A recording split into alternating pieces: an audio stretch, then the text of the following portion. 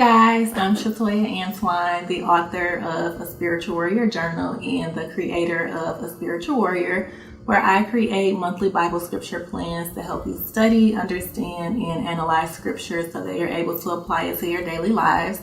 Many of you may be subscribed to #Chatoya Inspires, the daily inspirational messages that I send out Monday through Friday at 8 a.m. Some of you may know me from the entrepreneurial space as the owner and event marketer and planner at A La Carte Galore Agency, where I help service-based entrepreneurs plan, promote, and profit from live events.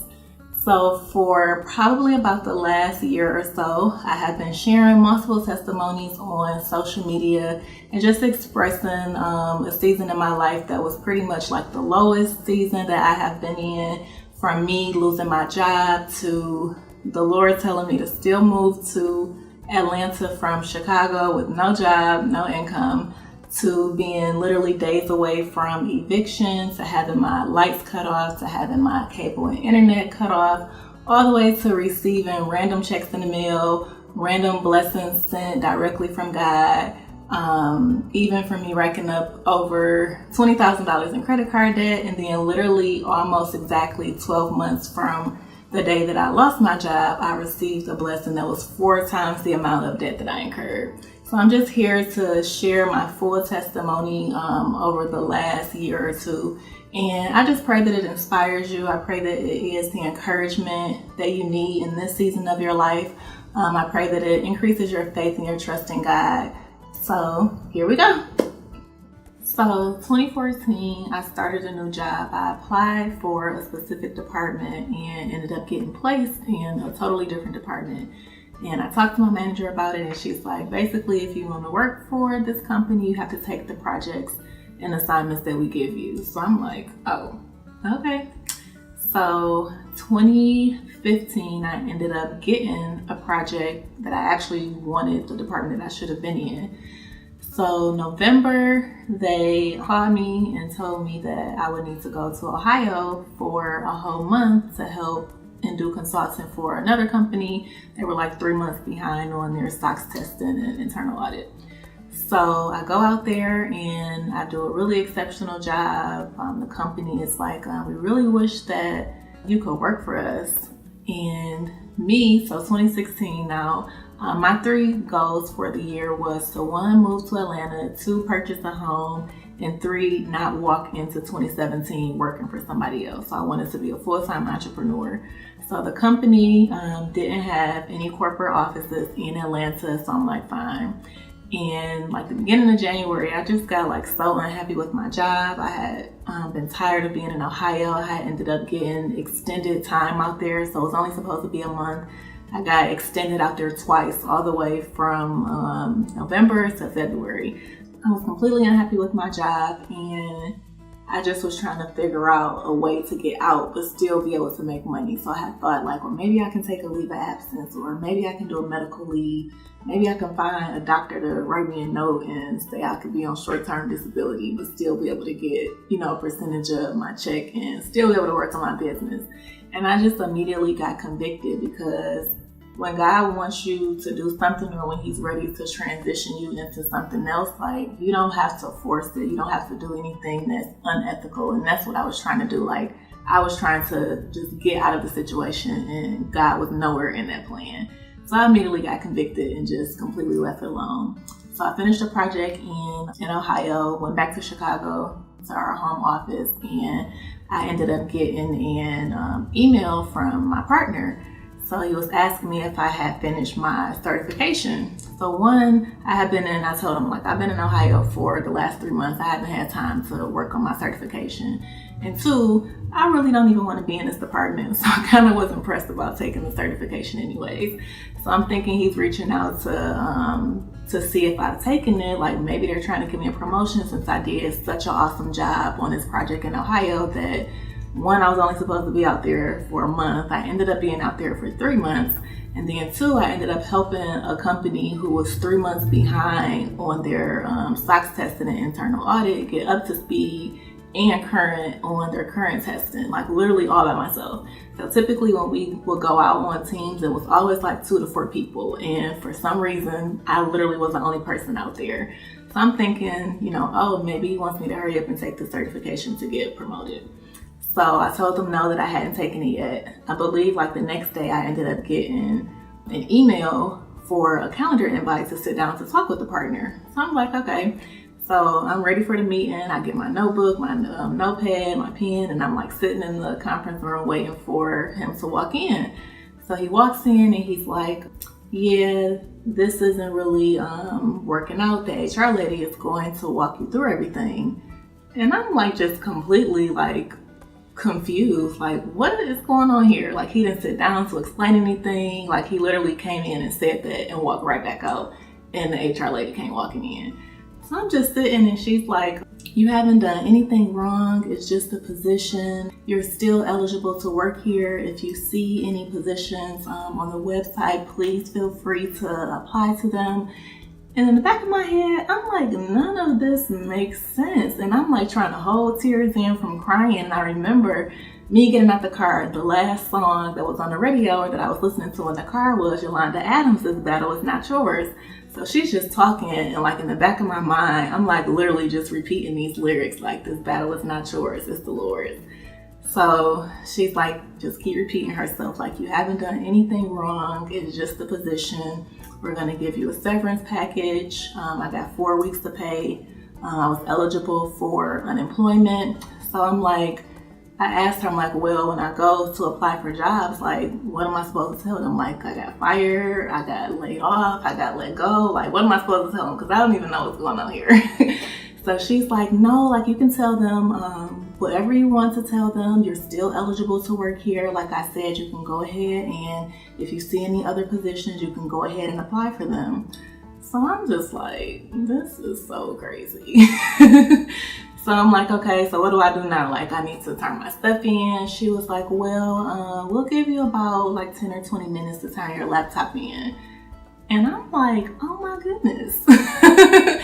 So I was actually on the project, like in our home office. So I'm like, well, they didn't care to give me a notice. So why do I need to give a notice to my team? Like, they'll figure all of that stuff out. I went into the conference room, I got my laptop, I turned it in, and I left. So the first thing that I did, I went to the post office. I had been working on a new business, and I was like, well, let me just go ahead and get my LLC, go ahead and get this stuff registered. So that was literally the first thing that I did. I left work and I went straight to the post office and mailed off my LLC paperwork. So from that point, like, I didn't tell anyone, because I didn't even know what was going on. I didn't tell anyone that I had lost my job. And I was just like in a point like, well, what am I supposed to be doing? Like, my goal was to move to Atlanta.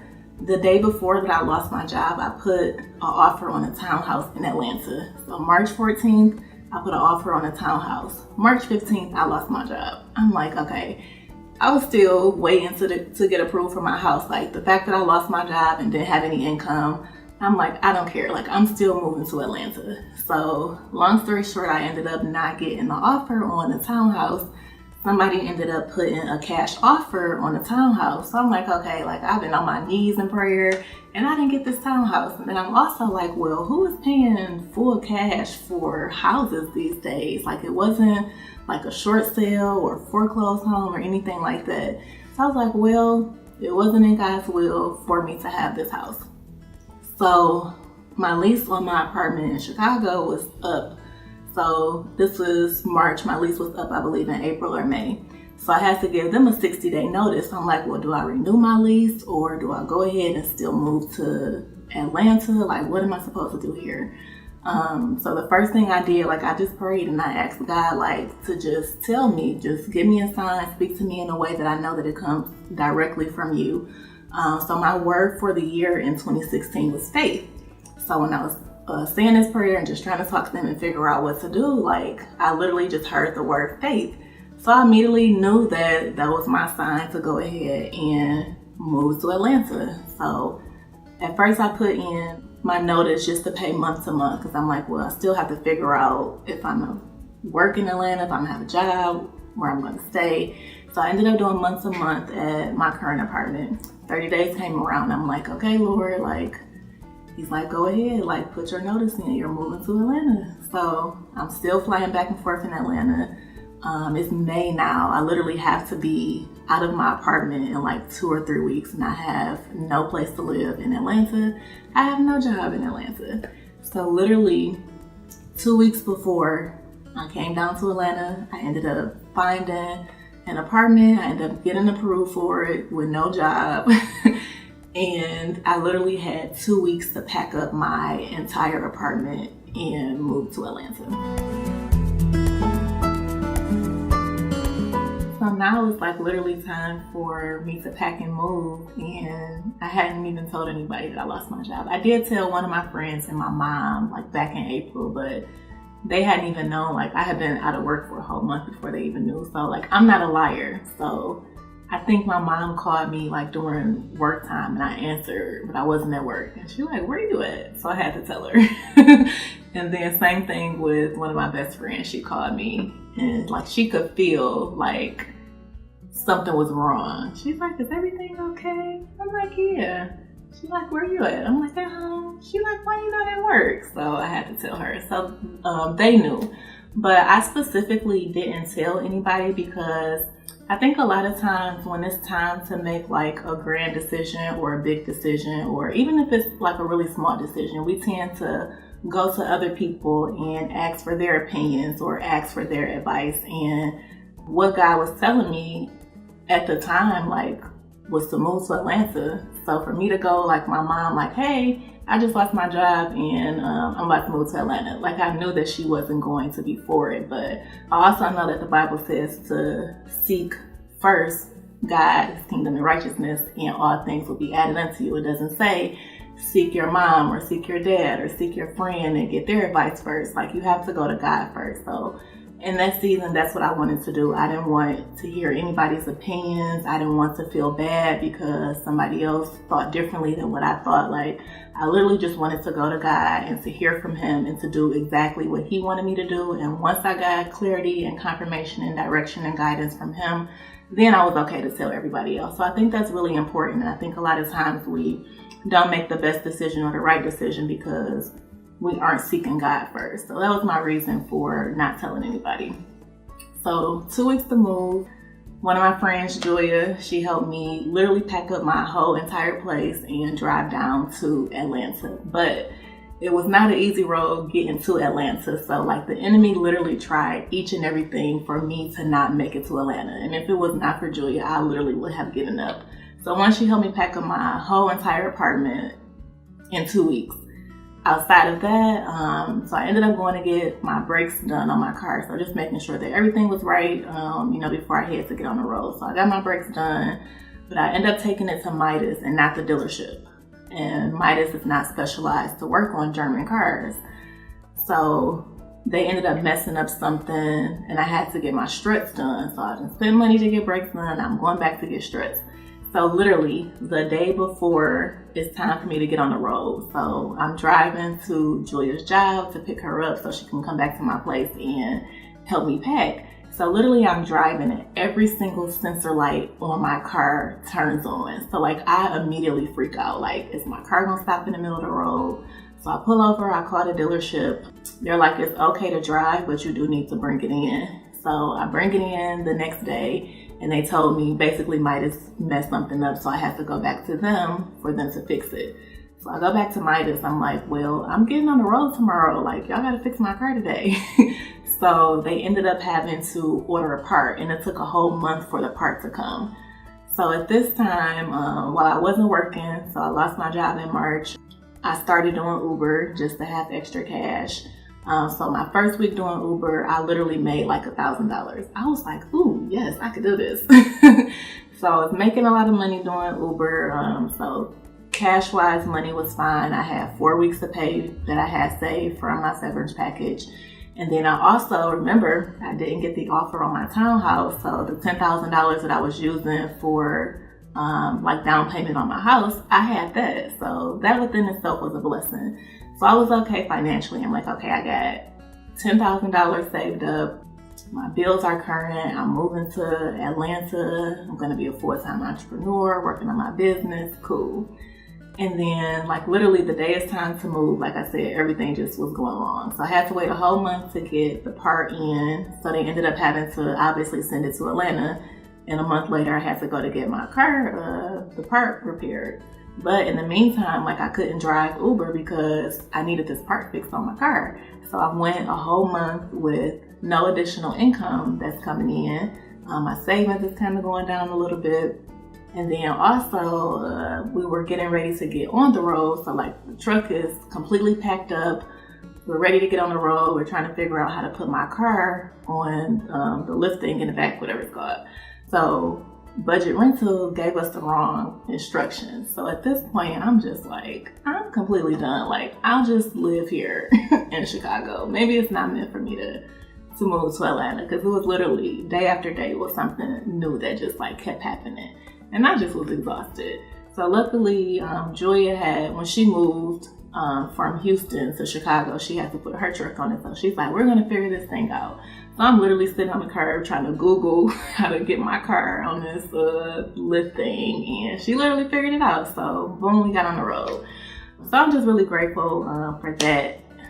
And just her being able to help in that process, and just being a good friend and helping me move. Like I literally packed up a 16-foot truck. I had so much stuff.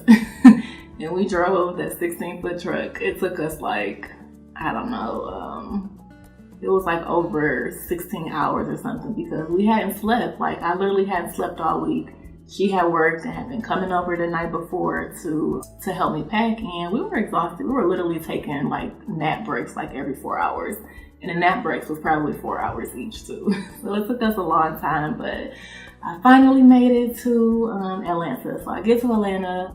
I forgot to call to get my my lights transferred over to my name or something like that. So the leasing office, they were like almost not about to let me move in. And Julia like, girl, what?